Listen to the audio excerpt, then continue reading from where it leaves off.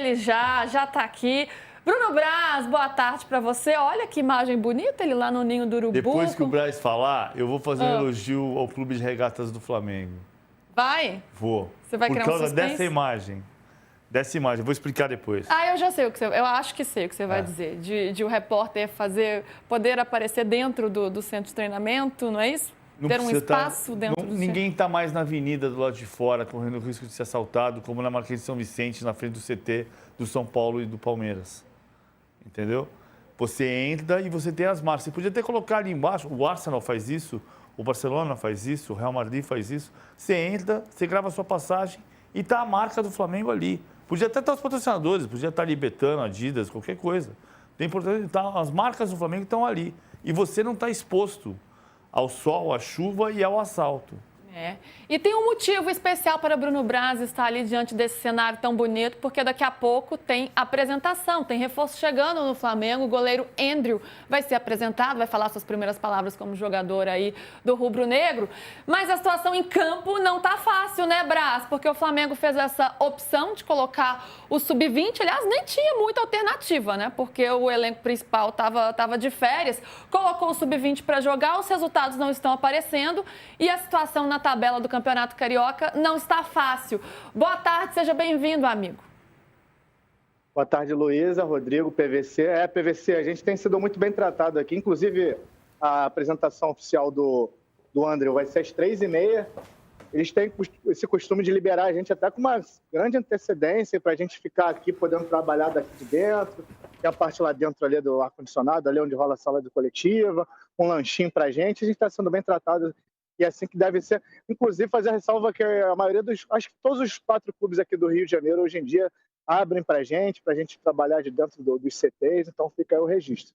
Agora, falando em campo, de fato, as coisas não estão indo bem para os garotos do Ninho, né, que têm jogado esse início do Campeonato Carioca, planejamento feito pelo departamento médico, departamento de futebol do Flamengo e da diretoria, né? O Flamengo, como jogou a Copa Intercontinental até final de dezembro, então os jogadores do elenco principal se reapresentaram para a pré-temporada no dia 12.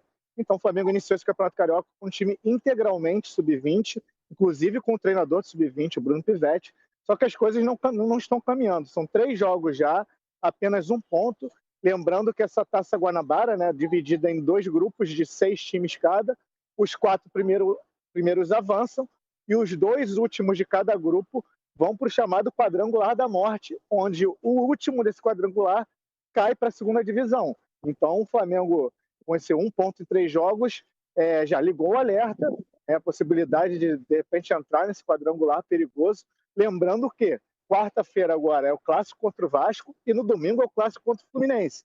E depois fica faltando mais um jogo só para acabar essa fase de grupos. Então, ligou o alerta diante da necessidade.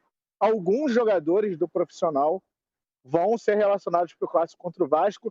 Eu diria que, assim, não vai ser força máxima, mas alguns jogadores do elenco principal vão ser relacionados.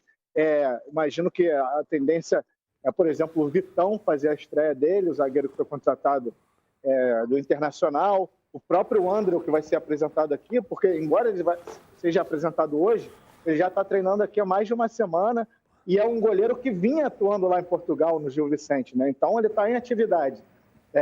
Outros jogadores que podem ser negociados, como o Michael, o Alan, enfim, o torcedor do Flamengo vai ver alguns jogadores do elenco profissional, deve ter essa mescla com a garotada, mas não vai ser mais integralmente sub-20.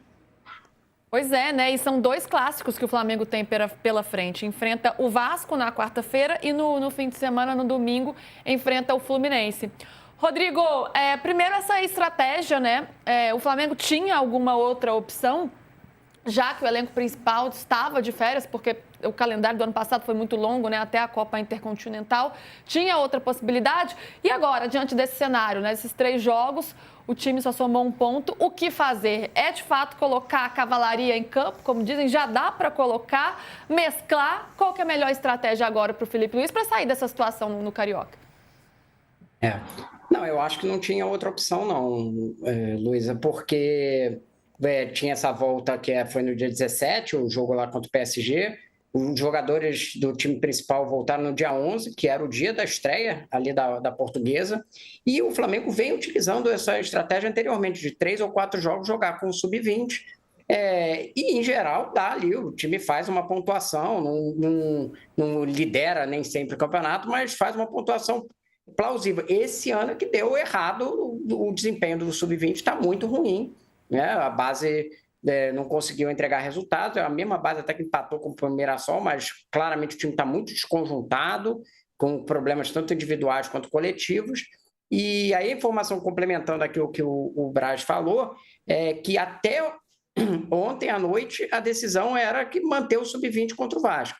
O que mudou é porque você teve uma vitória contra do Maricá e do Boa Vista no final de semana, jogaram o Flamengo para o rebaixamento, para último lugar no seu grupo, né? E aí para o rebaixamento não, jogaram para disputar esse quadrangular que pode chegar ao rebaixamento, e se chegou à conclusão que se o Flamengo tiver que disputar esse quadrangular, ele vai ter 6 jogos em vez dos 4 que ele classifica, ou seja, vai ter um desgaste ainda maior. Então, o que eu ouvi é que ainda não tinham batido o martelo, o Braz já está com a informação até de alguns jogadores e tal, mas que o Departamento de Futebol estava estudando hoje, o BAP deixou na mão do Departamento de Futebol, que estava estudando hoje como é que ia ser esse aproveitamento. Enfim, o Braz já citou alguns aí que podem ser utilizados, mas que ainda faltava tomar uma decisão final se é isso mesmo, porque inicialmente o time ia voltar aos poucos contra o Fluminense, e só ia voltar o time titular mesmo, inteiro, força máxima, contra o São Paulo. Eu acho que continua a ser a tendência de que, assim, força máxima, tem aqueles titulares que a gente conhece, ser contra o São Paulo. Mas esses outros jogadores que o Braz citou é capaz de reforçar, porque senão o time na toada que está com 3 jogos em último lugar, ele fatalmente vai cair nesse quadrangular e vai ter que botar, de repente, a força máxima para impedir um rebaixamento. Ou seja, ia causar mais desgaste ainda mais na frente.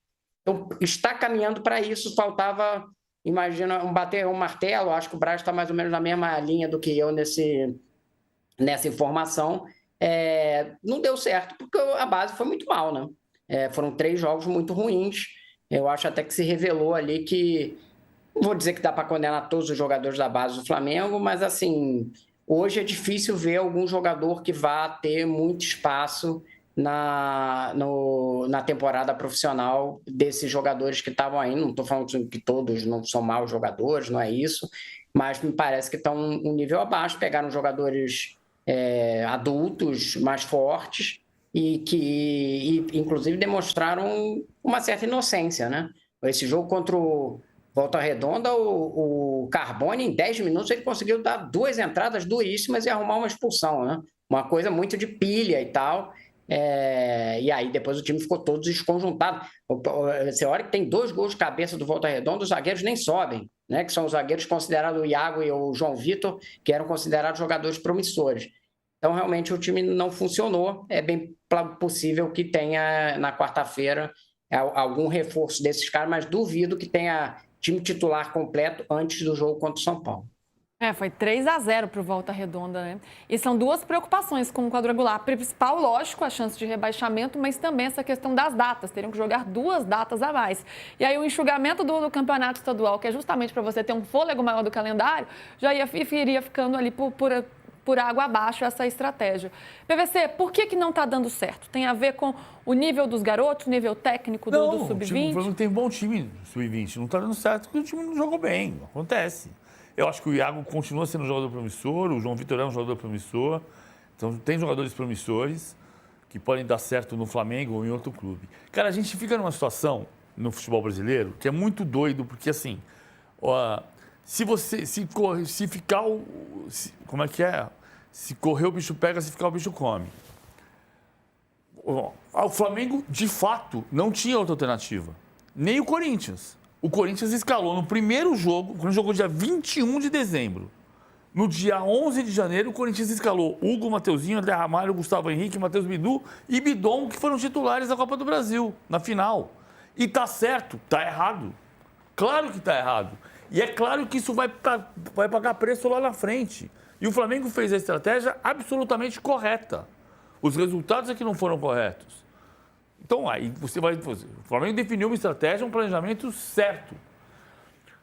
Eu tomar o cuidado de depois, você está fazendo a crítica e ao mesmo tempo alguém vai dizer assim, eu fiquei igual o filho do meio, né? Você apanha dos dois lados. Ao mesmo tempo, alguém vai dizer assim, está passando o pano. A CBF teve a maior boa vontade de fazer a reforma do calendário. Mas o calendário continua sendo um remendo. Não é possível a gente dizer que o calendário melhorou se um time se apresenta no dia 3 de janeiro, 3 de janeiro, domingo, faz exame dia 4, treina 5, 6, 7, treina 6, 7, 8 e 9 e joga dia 10. No ano passado, a pré-temporada pré-estaduais, para quem não foi para a Florida Cup, teve 8 dias de treino antes do jogo no 9º dia de trabalho. Era absurdo. Absurdo de pouco trabalho. Esse ano foi no 5º dia. É maluco. E a gente está dizendo que o calendário melhorou. Desculpa, a generosidade, a boa vontade para mudar o calendário existiu. Mas, cara, não é possível um time jogar. Então, o Flamengo está certo. Só que não é possível você treinar 4 dias e jogar no 5º dia. Não tem como. O equilíbrio do jogador não é igual. A capacidade dele se manter em pé não é igual. A capacidade dele cair e não se machucar não é igual. Então, assim, a gente tem que resolver. O Brasil tem que resolver esse problema. O Flamengo resolveu o problema dele da maneira correta pelo planejamento. E acho que tem que seguir o planejamento, que tem risco. Tudo tem risco. Sim.